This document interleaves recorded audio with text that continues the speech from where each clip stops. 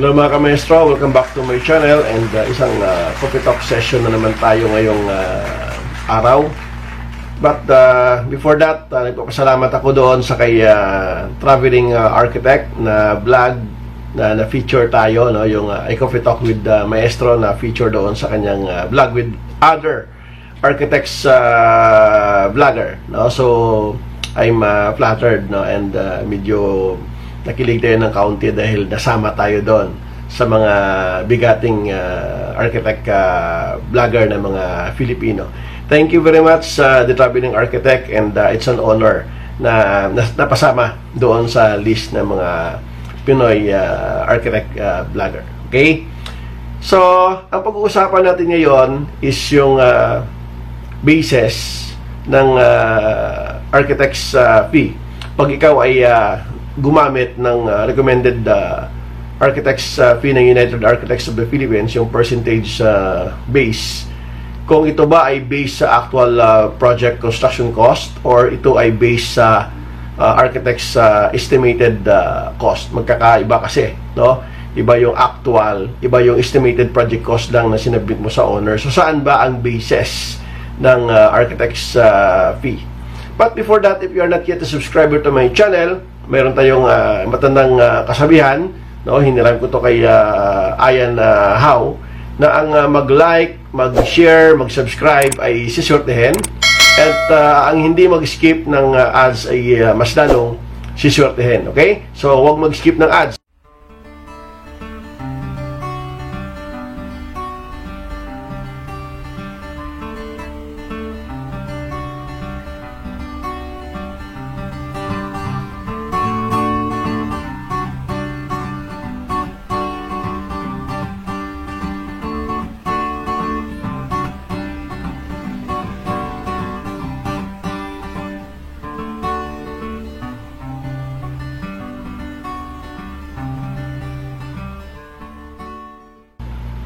Okay mga ka-maestro, before we start, babatiin muna natin ang ating mga kaibigan, no? Shout out dyan sa aking renderer, sa kay Jinky De Leon ng Tarlac State University. Graduate siya ng Tarlac State University, and yung mga works ko siya yung naggagawa, no? Gumagawa ng mga rendering.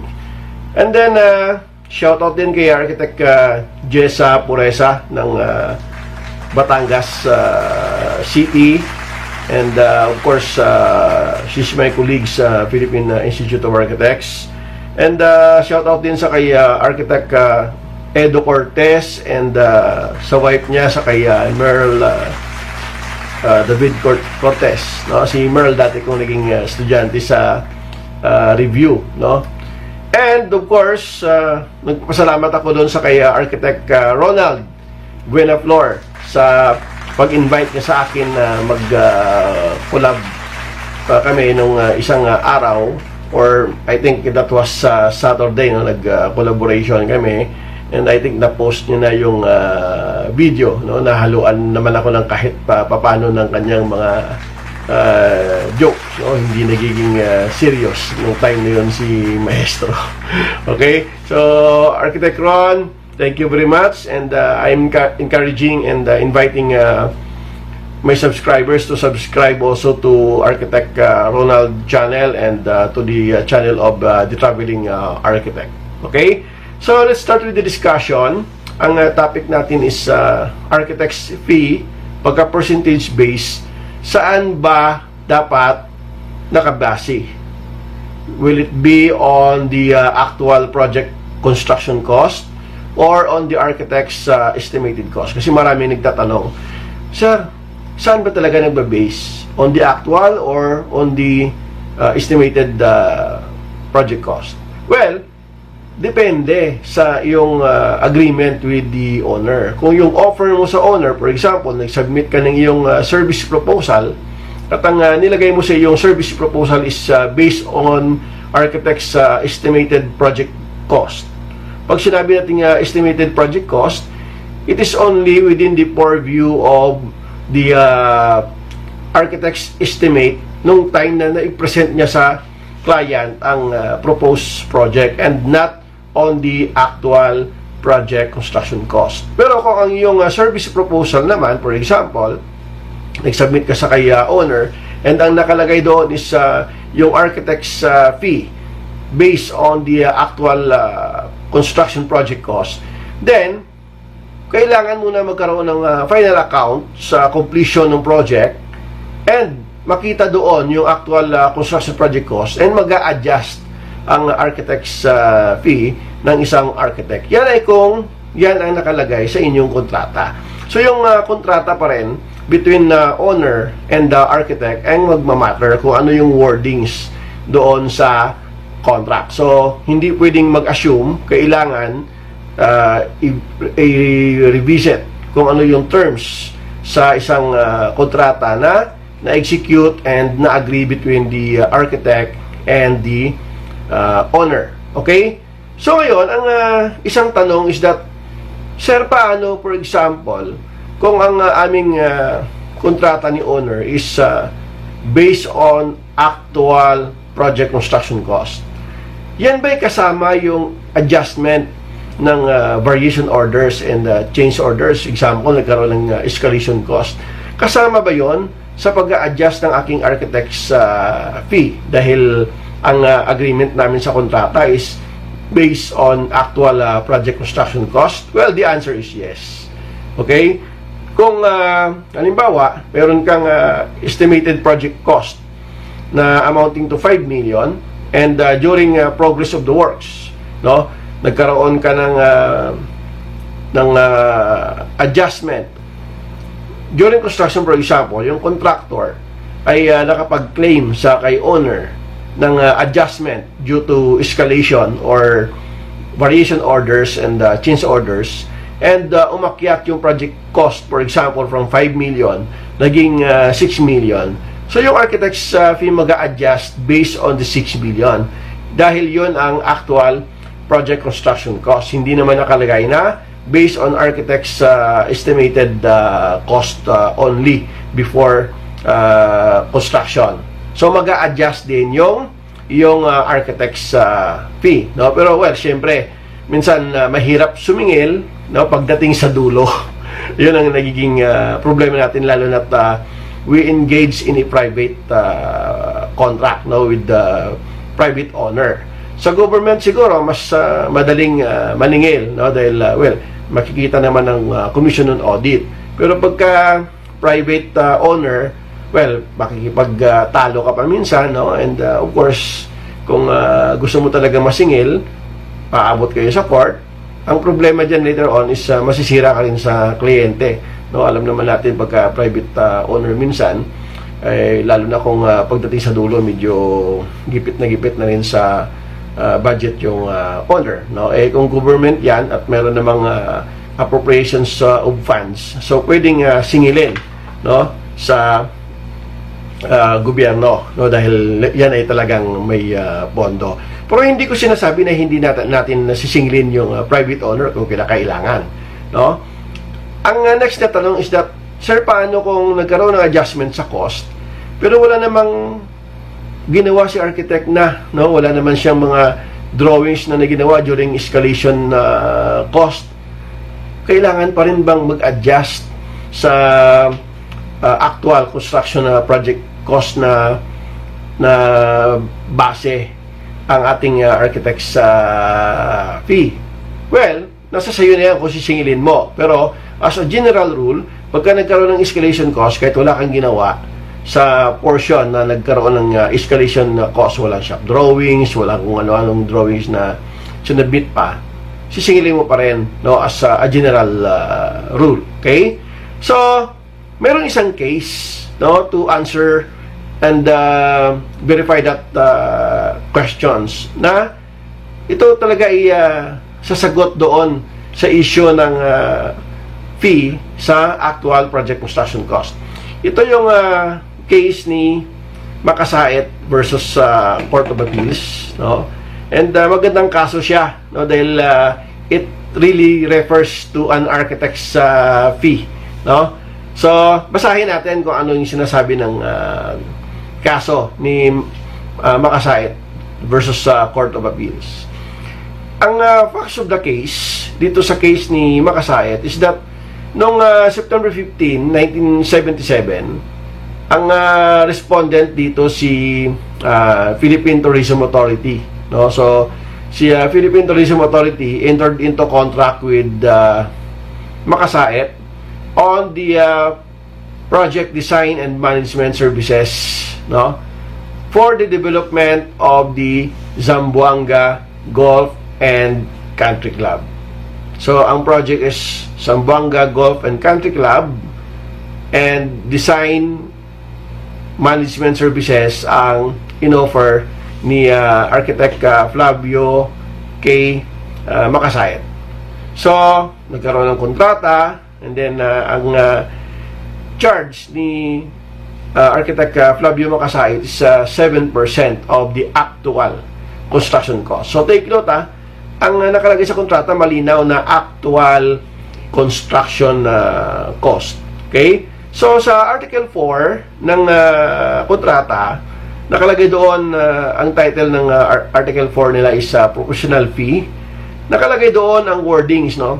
In consideration for the professional services to be performed by designer under Article 1 of this agreement, the authority shall pay 7% of the actual construction cost. So malinaw sa kontrata, no, that it should be 7% of the actual construction cost.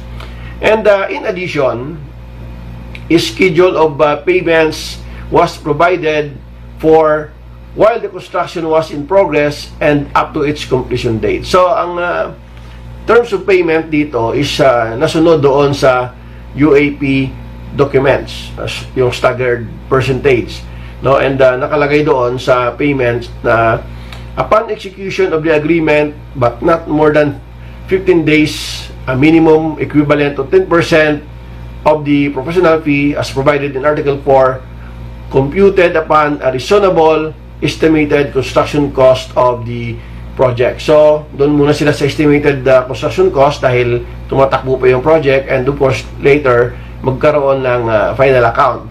So, estimated construction cost muna yung pinagbasihan. So, 10%. And then, the next payment is 15%, and then 20%, 25%, and of course, the actual or the final payment, no, on the last part of the project. So, ang nangyari, pursuant to the foregoing schedule, the Philippine Tourism Authority made periodic payments, no, of the stipulated professional fees to the petitioner, which is si Architect Flavio Makasayit, no. And upon completion of the project, Philippine Tourism Authority, the petitioner paid what is perceived to be the balance of the latter's professional fee. So sa tingin ng Philippine Tourism Authority, ito na lang yung amount, no, na nakikita nilang ibabayad, no, or billable amount ni Architect Flavio Makasayit. Okay? Pero it turned out na nung nagkaroon ng completion of the project, yung contractor nagkaroon pala ng additional sum amounting to 3,148,198.26. Additional sum yon, no, na dagdag doon sa kanyang original contract na napirmahan, dahil yung 3.1 million na yon is a product of an escalation cost, no? It's a change order or variation order. So nadagdagan ng 3 million yung contractor. So upon learning ni Architect Makasayit na nag-adjust ang payment ni contractor dahil nagkaroon ng variation orders and change orders due to escalation. So ang ginawa ni Architect Flavio Makasayit, nag-bill siya ng additional 219,302.47 as additional professional fee representing 7% ng 3.1 million. So, nagdagdag siya ng 7% doon sa additional cost. Dahil, well, siyempre, dahil nagkaroon ng escalation, madadagdag yung escalation na cost na yon doon sa kanyang contract amount. And of course, dapat mag-adjust din ang architect's fee ni Architect Flavio Macasaet. So, ano nangyari? Okay? On July 3, 1985, Philippine Tourism Authority denied payment on the ground that the subject price escalation referred to increased cost of construction materials and did not entail additional work on the part of petitioner, the architect, as to entitle to the additional compensation under Article 6 of the contract. Hindi daw dapat bayaran sa Architect Flavio dahil wala naman siyang ginawa, no? Ang contractor lang dapat daw ang bayaran. Ngayon, reconsideration sought by the petitioner architect to the Commission on Audit. Dahil government yung project, so nag-file ng motion for reconsideration si Architect Flavio Macasaet sa Commission on Audit, and at the same time, na-reject. So wala siya na pala doon sa Commission on Audit. No? Sabi ng Commission on Audit, sa kanilang opinion, sabi nila to allow subject claim in the absence of showing that extra or additional services had been rendered by claimant, which is the architect, would certainly result in overpayment to the prejudice of the government. So, yun ang reason ng Commission on Audit. Okay? So, ito yung basis kung bakit umakyat sa court. No? Dahil na-deny ng COA. So, ang ginawa ni Architect Flavio, nag-resort ngayon sa judicial proceeding. No? So, ang tanong doon is, meron bang due course ang petition ni Architect Flavio Macasaet to claim for an additional amount due to escalation cost and change order ng contractor? No? So, ang nagiging basis ng court nung pag-resolve ng issue is that sabi ng korte, under Article 4 of the said contract, petitioner was to be entitled to 7% of the actual construction cost. Under paragraph 1, 2, 3, and 4, Article 5, periodic payments were to be based on a reasonable estimated construction cost. Ultimately, under paragraph 5, Article 5, the balance of the professional fee was to be computed on the basis of the final actual project cost. The use of the term actual construction cost gradating into final actual project cost is not without significance. The real intendment of the parties, as shown with paragraph 5, Article 5 of their contract, was based the ultimate balance of petitioner's professional fees not on actual construction cost alone, but on the final actual project cost, not on construction cost alone, but on project cost. By so providing, the contract allowed for flexibility based on actuality and as a matter of equity for the contracting parties.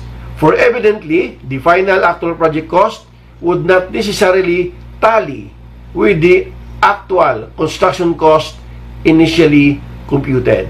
The Article 6 of the contract SOPRA has no bearing on the present controversy either. It speaks of any major change in the planning and engineering aspects necessitating the award and payment of additional compensation. Admittedly, there was no additional work by petitioner, which required additional compensation. Rather, petitioner's claim is for payment of the balance of its professional fees based on the final actual project cost and not for additional compensation based on Article 6. The terminology in the contract being clear, leaving no doubt as to the intention of the contracting parties. Their literal meaning control. that was provided in Article 1370 of the Civil Code. The price escalation cost must be deemed included in the final actual project cost, and petitioner held entitled to the payment of its additional professional fees. Obligations arising from the contract have the force of law between the contracting parties and should be complied with in good faith. That was provided in Article 1159 of the Civil Code. So ngayon, ano yung final conclusion ng Supreme Court?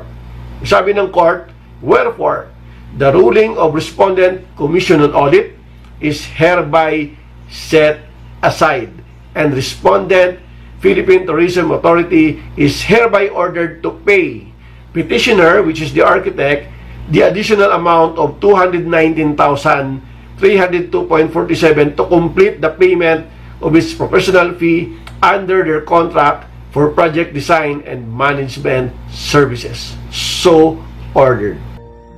The defendant is found not guilty.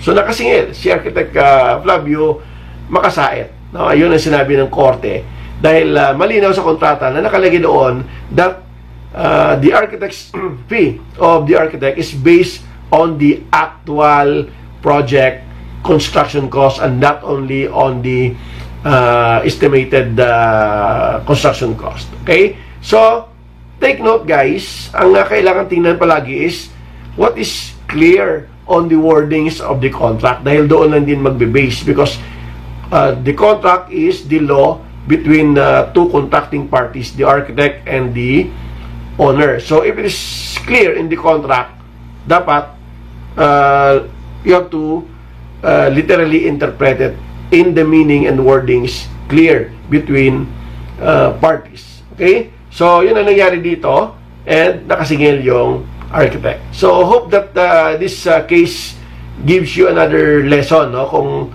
ano yung mga wordings dapat na tatandaan natin at ilalagay natin sa kontrata when we engage our services to the owner or to the client. Okay? The defendant is found not guilty.